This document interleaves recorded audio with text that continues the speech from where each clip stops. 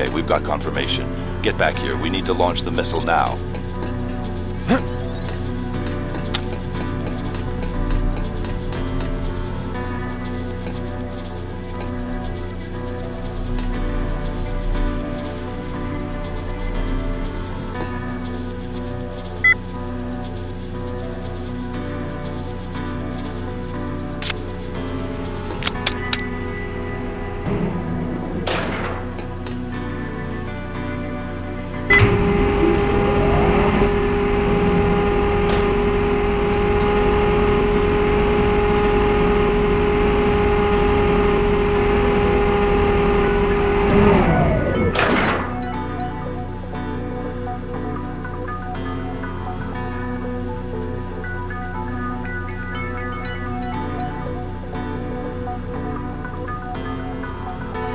The Omar can stand against any strike, mister.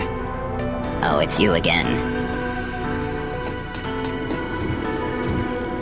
Look out.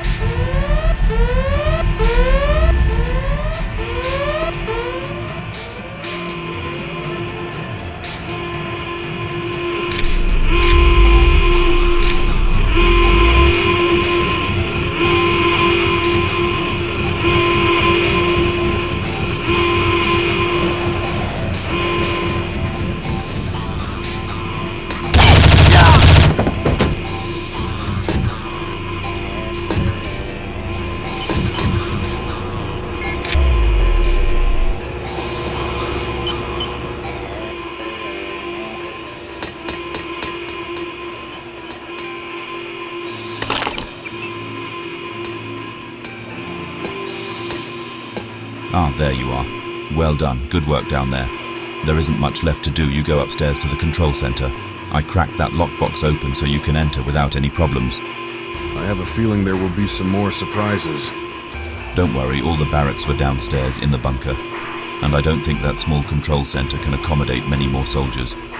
What about our escape plan? It is pretty simple. We run out the same path we came in, and we don't stop under any circumstances. Understood. I'm ready. So it's great. Don't worry about me. I'll stay here to block the hangar door. Let's get to work.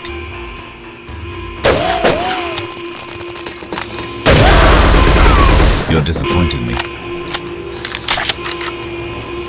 Great. Now the only thing left to do is to launch the rocket.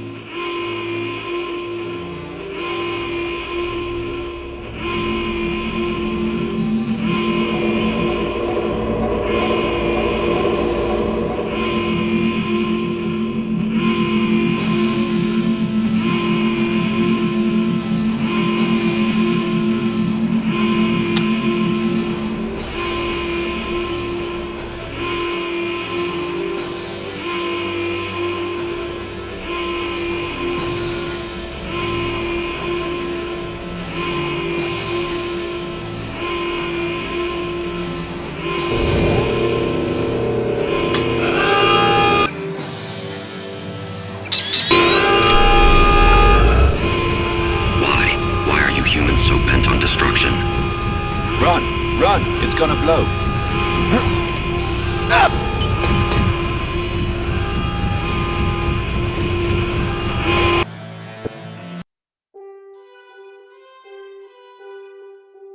The facility at Mount Weather, together with the Thanatos system, was vaporized when one of its warheads detonated. The base was left beyond hope of repair, and all personnel were lost. Mainstream media relays only the claims of the official channels that fanatical suicide bombers assaulted a government contractor's research station. Details and identities are never divulged, as a security precaution. The Asura wasted no time in launching an offensive campaign upon Moscow. Entire districts were set ablaze in 3 days, as violence raged in the streets. Despite initial momentum, the assault was a futile effort. The insurgents' ranks were vastly outnumbered by the well-trained, well-equipped regiments of the Russian Confederation's army. After the UN intervened, the Asura threat was quickly eliminated. However, in the mere 3 days for which the gunfire reigned, several thousand lost their lives. In solidarity with the victimized civilian population, the days were recognized as National Days of Mourning.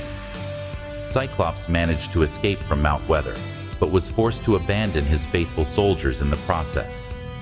After hearing of the Asura's fate in Moscow, he decided to retreat to Sverdlovsk and recreate the Omar from scratch. Cyclops managed to succeed in this mission, and the Omar were reborn and reinvigorated.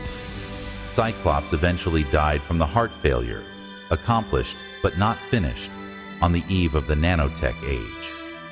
The military retook Titan's chambers by force. Everything was destroyed in an attempt to erase the AI from the face of the Earth. The eradication was successful, according to official documents. All considered, Titan's time was too long, and his subprograms too many. Most everyone educated on the subject assumed that some glimmer of his code had weathered the storm and lived on. The smugglers of Moscow prospered in this time. Their ruthless leader, Evgeny, having benefited so greatly from Daniel's actions, expanded his territory without barriers. Soon enough, he was known worldwide as the Moscow Gun Baron. Evgeny's movement bribed their way to a secure position and helped ensure a less explosive environment in the process. The guns would fly off the shelves in Moscow, but the bullets wouldn't fly out the barrel. Year by year, the Judicians added to their power and influence in Paris. They gained a reputation in Majestic 12 too.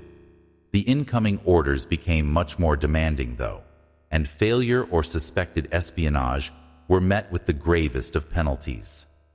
At MJ12's request, Judicians liquidated Silhouette, a purported terrorist organization, executing every last member. Magnus N. was killed in action, defending national security from terrorist activity. That's the official position and the story as communicated to his daughter Anna. She found purpose in the tale and fully devoted her life to combating organized terror syndicates.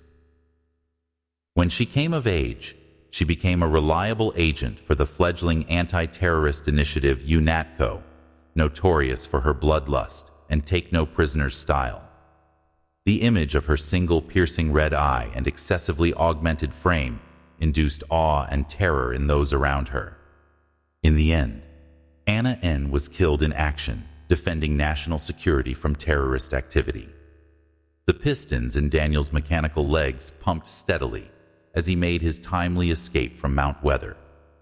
Vladimir was not so lucky, being left behind to vaporize along with the facility. The Titan subprogram never resurfaced, and the ordeal was over, though Daniel would never shake the burdens brought into his life by the attempt to make a quick buck. The mercenary struggled to adapt to operating without his teammate, and fell into a deep depression. Unable to fight the despair, he sought serenity in the bottom of a bottle. Eventually, alcohol would rob him of his life.